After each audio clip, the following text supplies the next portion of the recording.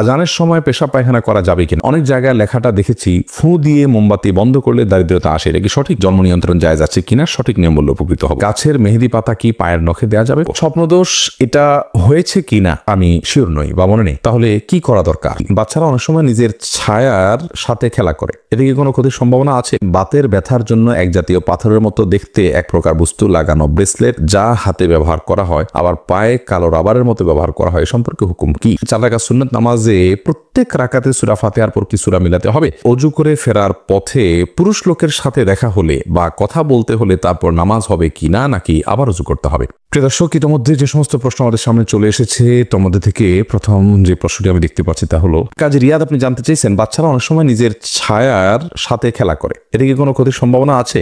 না, বাচ্চারা নিজের ছায়ার সাথে খেলা করলে এর জন্য বিশেষ কোনো ক্ষতির কথা আছে বলে আমার জানা নেই। সফিবুর রহমান আপনি জানতে চেয়েছেন সুন্নত পদ্ধতিতে গোসল করার জন্য প্রথমে ওযু করলাম, তারপরে সারা দেহে সাবান মেখে গোসল করলে আবার কি ওযু করতে হবে? না, এরপরে আর ওযু করার প্রয়োজন নেই। তো অনেক উলামায়ে কেরামের মতে লজ্জাস্থান সরাসরি স্পর্শ করলে ওযু ভেঙে যায়। তাদের মত অনুযায়ী আপনি লজ্জাস্থান, এমনিতে গোসলেরও সুন্নাহ পদ্ধতি হলো যে আগে লজ্জাস্থানে কোনো ময়লা নাপাক থাকলে সেগুলোকে আগে ভালো করে ধুয়ে ফেলা, এরপর পুরো শরীর ধোবেন, তাহলে সেক্ষেত্রে আর লজ্জাস্থানে সরাসরি স্পর্শ করবে না। তবে লুঙ্গি ইত্যাদির মাধ্যমে স্পর্শ করলে কারোর মতেই ওযু ভঙ্গ হবে না। শারমিন আখতার আপনি জানতে চেয়েছেন স্বপ্নদোষ এটা হয়েছে কি না আমি শিওর নই বা মনে নেই, তাহলে কি করা দরকার? শুধু স্বপ্নে দেখেছেন কিন্তু কোনো ভিজা বা স্বপ্ন দোষের মাধ্যমে বীর্যপাত হয়েছে এরকম কোনো আলামত যদি আপনি না দেখেন তাহলে সেক্ষেত্রে আপনার গোসল ফরজ হয়নি। আপনি স্বপ্নে দেখেছেন বীর্যপাত হয়েছে, বাস্তবে বীর্যপাতের কোনো আলামত যদি খুঁজে না পান তাহলে আপনাকে গোসল করতে হবে না। মিতা নাহিদ আপনি জানতে চেয়েছেন কিছুদিন আগে আমার বাচ্চা হয়েছে, বাচ্চা হওয়ার কতদিন পর আমি নামাজ পড়তে পারবো বললে উপকৃত হবো? বর্ণিতা, বাচ্চা হওয়ার পর ব্লিডিং যতদিন চলবে ততদিন আপনি নামাজ পড়বেন না, ব্লিডিং শেষ তখন থেকে আপনি নামাজ পড়বেন। এটাকে নেফাস বলা হয়। নেফাস বা সন্তান প্রসব পরবর্তী যে ব্লিডিং, এই ব্লিডিং শেষ হয়ে গেলে আপনাকে সালাত আদায় করতে হবে। তবে ব্লিডিং এর সর্বশেষ সীমা হলো 40 দিন। 40 দিন পর্যন্ত যদি ব্লিডিং বন্ধ না হয় তাহলে 40 দিনের পরে ব্লিডিং থাকলেও আপনি সালাত আদায় করবেন। সোহেল রানা সুজন আপনি জানতে চেয়েছেন বাতের ব্যথার জন্য এক জাতীয় পাথরের মতো দেখতে এক প্রকার বস্তু লাগানো ব্রেসলেট যা হাতে ব্যবহার করা হয় আবার পায়ে কালো রাবারের মতো ব্যবহার করা হয় সম্পর্কে হুকুম কি? ভাই সোহেল, এই জাতীয় ব্রেসলেটের কোনো বৈজ্ঞানিক কোনো ব্যাখ্যা আছে কিনা যে এটি মানুষের শরীরে বাতের ব্যথাকে দূর করে? যদি থাকে তাহলে এটি ব্যবহার করা যেতে পারে, এবং যদি বৈজ্ঞানিক কোনো ব্যাখ্যা না থাকে, এর যৌক্তিক কোনো লজিক্যাল কোনো কারণ না থাকে, নিছক এটি একটা ধারণা মানুষের থাকে, তাহলে সেক্ষেত্রে এটি ব্যবহার করা জায়েজ হবে না। তানিয়া ইসলাম আপনি জানতে চেয়েছেন ওযু করে ফেরার পথে পুরুষ লোকের সাথে দেখা হলে বা কথা বলতে হলে তারপর নামাজ হবে কিনা, নাকি আবার ওযু করতে হবে? না বোন, কোনো পুরুষ লোকের সাথে ওযু করার পর যদি দেখা হয় বা কথা হয় তাতে আপনার ওযু ভঙ্গ হবে না। ওযু ভঙ্গ হওয়ার সাথে এর কোনো সম্পর্ক নেই। কেউ যদি ওযু করার পর কোনো পুরুষের সাথে অন্যায়ভাবে দেখা দেন, হারামভাবে দেখা দেন, হারাম কথা বলেন, তাহলে ঠিক গুনার কারণ হবে, ভিন্ন কথা, কিন্তু এর ফলে ওযু ভঙ্গ হবে না। ওযু ভঙ্গ হওয়ার সাথে ওযু ভঙ্গকারী বিষয়গুলোর সম্পর্ক, যেমন অপবিত্র কোনো কিছু শরীর থেকে বের হলো কিনা, ঘুমালেন কিনা, ওযু ভঙ্গের কোনো কারণ পাওয়া গেল কিনা, এর সাথে হলো ওযু ভঙ্গের সম্পর্ক। আলমগীর হোসেন আপনি জানতে চেয়েছেন স্মৃতিশক্তি বৃদ্ধির জন্য কি কি আমল করতে পারে? স্মৃতিশক্তি বৃদ্ধির জন্য একটি বিশেষ আমলের কথা একটি হাদিসে পাওয়া যায়, বিশেষ সূরা, বিশেষ সংখ্যক বার রাতে 2 রাকাত নামাজ পড়ে। সেই হাদিসটি সনদকে মুহাদ্দিসিন ইকরাম জয়ীব বলেছেন। স্মৃতিশক্তি বৃদ্ধির জন্য গুনাহ থেকে বেঁচে থাকা আর স্বাভাবিকভাবে আল্লাহ রাব্বুল আলামিনের কাছে দোয়া করা, এই দুটি বিষয় বিশেষভাবে উল্লেখযোগ্য।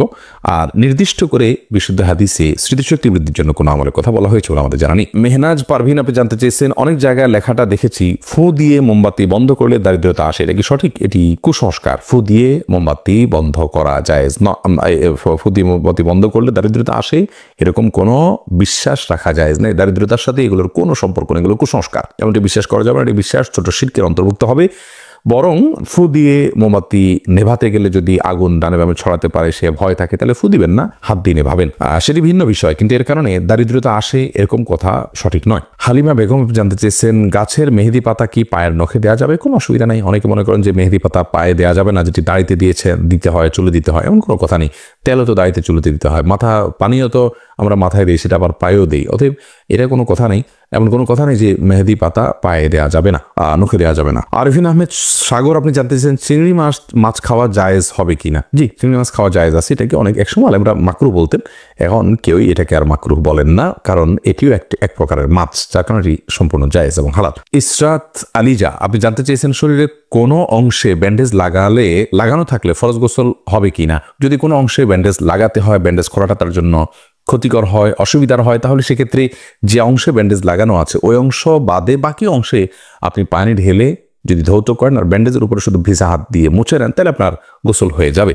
আর যদি ব্যান্ডেজটা এরকম জায়গায় হয়, কথার কথা পেটে বড় করে ব্যান্ডেজ আছে, তাহলে সেক্ষেত্রে আপনি উপরের অংশে কোনোভাবে পানি দিতে পারছেন না, দিলেই ব্যান্ডেজ ভিজে যাবে, তাহলে সেক্ষেত্রে আপনি অবশ্যই তায়াম্মুম করে সালাত আদায় করতে পারবেন। তমা আহমেদ জানতে চেয়েছেন, আজান দেওয়ার সাথে সাথে নামাজ পড়া যাবে নাকি আজান শেষে পড়তে হবে? আজান যখন চলছে তখনও কেউ চাইলে সালাত আদায় করতে পারে, কোনো অসুবিধা নেই। বিশেষ করে মা বোনদের কথা বলতে পারি, ওয়াক্ত হওয়ার সঙ্গে সঙ্গে তারা সালাত আদায় করবেন। মসজিদে আজান হচ্ছে, আজান শেষ হলেই তাকে সালাত আদায় করতে হবে, এমন কোনো বাধ্যবাধকতা নেই। পুরুষরা তো আজান শেষে জামাতের অপেক্ষা করবেন, তারপর সালাত আদায় করবেন। যদি কোনো কারণে তিনি জামাতে সামিল হওয়ার সুযোগ না থাকে, একা একা তাকে পড়তে হয়, তাহলে আজান চলাকালীন সালাত আদায় করলে সালাত হয়ে যাবে। এমনি সোহাগ ইসলাম জানতে চেয়েছেন, 4 রাকাত সুন্নাত নামাজে প্রত্যেক রাকাতে সূরা ফাতিহার পর কি সূরা মিলাতে হবে? সুন্নাত নামাজ হলে প্রত্যেক রাকাতে মিলাবেন। মেহরুন রিয়া আপনি জানতে চেয়েছেন, দেনমোহর যদি না নেওয়া হয় তাহলে কি কিছু হবে? না, দেনমোহর যদি আপনি গ্রহণ না করেন আপনার স্বামীর কাছ থেকে, ধার্য হতে হবে। আপনি নিলেন না, তাকে ক্ষমা করে দিলেন বা মওকুফ করে দিলেন, তাকে দায়মুক্ত করে দিলেন, তাহলে সেটি কারণে আপনাদের বৈবাহিক সম্পর্কে কোনো প্রকার অসুবিধা হবে না। আল্লাহ তাআলা কোরআনে কারীমে বলেছেন, যদি মেয়েরা দেনমোহরের ব্যাপারে কোনো ছাড় দেয়, স্বামীকে কোনো অংশ ছাড় দেয়, তাহলে স্বামীদেরকে আল্লাহ তাআলা বলেছেন ফাকুলুহু হানি আম্মারি, তাহলে সেটা তোমরা সন্তুষ্ট চিত্তে খেতে পারো, ভোগ করতে পারো, তোমাদের স্ত্রী তোমাদেরকে ছাড় দিয়ে। যে প্রশ্নে আমি দেখতে পাচ্ছি, নাসরিন আক্তার চাঁদিনী আপনি জানতে চেয়েছেন, সোনা দিয়ে কি দেনমোহর শোধ করা যায়? যে কোনো কিছু দিয়েই দেনমোহর শোধ করা যেতে পারে।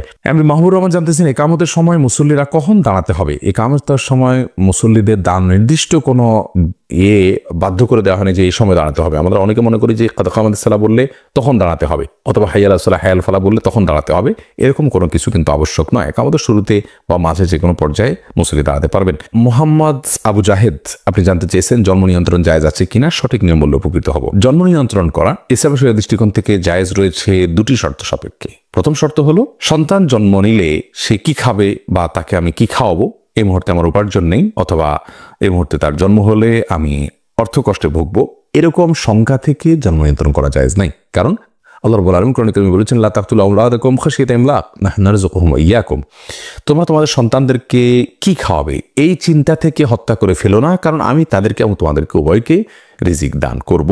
অতএব রিজিকের ভয়ে জন্ম নিয়ন্ত্রণ করা জায়েজ নাই। যদি কেউ এই চিন্তা থেকে জন্ম নিয়ন্ত্রণ করে যে আমার স্ত্রীর স্বাস্থ্যগত দিক থেকে তিনি এখন সন্তান জন্ম দেওয়ার জন্য ফিট নন, অথবা ডক্টর নিষেধ করেছেন যে এত বছর পর্যন্ত সন্তান ধারণ করা উচিত হবে না, অথবা এমন কোনো জায়গায় আছেন যেখানে আসলে এই মুহূর্তে আরেকটি সন্তান হলে সেটাকে লালন পালন করা কঠিন হবে, বা একটা ছোট সন্তান আছে মায়ের দুধ খাচ্ছেন, আরেকটা সন্তান আসলে মায়ের জন্য লালন পালন করাটা টাফ হয়ে যাবে, সেরকম লোকজন নাই, অর্থাৎ পারিপার্শ্বিক কারণে যদি জন্ম নিয়ন্ত্রণ করা হয় সেটা জায়েজ রয়েছে। দ্বিতীয় শর্ত হলো যে যদি স্থায়ীভাবে না করা হয়, অস্থায়ীভাবে করা হয়, সে অস্থায়ীটা 2 বছর 4 বছর 6 বছর 10 বছর পর্যন্ত হতে পারে, সমস্যা নেই। যে অস্থায়ীভাবে জন্ম নিয়ন্ত্রণ যদি করা হয় এবং রিজিকের ভয় ছাড়া অন্য কোনো কারণে জন্ম নিয়ন্ত্রণ করা হয়, তাহলে সেটি জায়েজ রয়েছে। শাহান রাফসান আপনি জানতে চেয়েছেন, নামাজের মধ্যে মুখে যদি দাঁতের ভেতর থেকে কোনো কিছু খাবার বের হয় তাহলে কি নামাজ হবে? সামান্য যদি কণা টনা জাতীয় হয় কোনো অসুবিধা নেই, তাতে নামাজ হয়ে যাবে। দাঁতের মধ্যে কণা ছাড়া তো আর বড় কিছু থাকার কথাও নয়, অতএব এটি জায়েজ হবে ইনশাআল্লাহ। হ্যাঁ, যদি মুখের ভিতরে কোনো খাবার রেখে আপনি নামাজ দাঁড়িয়ে যান আর ওটা খেতে খেতে নামাজ পড়েন, আপনি গিলেন খান, তাহলে তো আপনার নামাজ হবে না। ওসমান গনি আপনি জানতে চাইছেন, আজানের সময় পেশাব পায়খানা করা যাবে কি না? যাবে, কোনো অসুবিধা নেই। আজান হলে ওই সময় পেশাব পায়খানা করা যাবে না বা দুনিয়াবে নির্দিষ্ট কোনো কাজ করা যাবে না, এরকম কোনো কথা কোরআন হাদিসে কোথাও বলা হয়নি। তবে হ্যাঁ, আজান সময় অবশ্যই আপনি আজানের জবাব দেওয়া উত্তম এবং ভালো। যদি পারেন মুখে জবাব দিবেন, আর না দিলেও কোনো গুনাহ হবে না। অর্থাৎ মুয়াজ্জিন যা বলছেন সাথে সাথে তা বলছেন, আপনি এর পাশাপাশি অন্য কোনো কাজ করছেন। তবে হ্যাঁ, আপনি টয়লেটে যদি থাকেন সেখানে তো আপনি আল্লাহ নাম নিতে পারবেন না, মানে উচিত হবে না, যার কারণে আজানের জবাব আপনি সেখানে দিবেন না। অর্থাৎ এক কথায় আজানের সময় টয়লেটে কেউ থাকলে টয়লেটে থাকতে পারেন, পেশাব পায়খানা করতে পারেন বা অন্য যে কোনো কাজ করতে পারেন, কোনো প্রকার নিষিদ্ধ নয়। এমন কোনো কাজ যদি করেন যেখানে থেকে আজানের মুখে জবাব দিতে পারছেন, তাহলে জবাব দিবেন, সেটি সওয়াবের কাজ, আর না পারলে দিবেন না।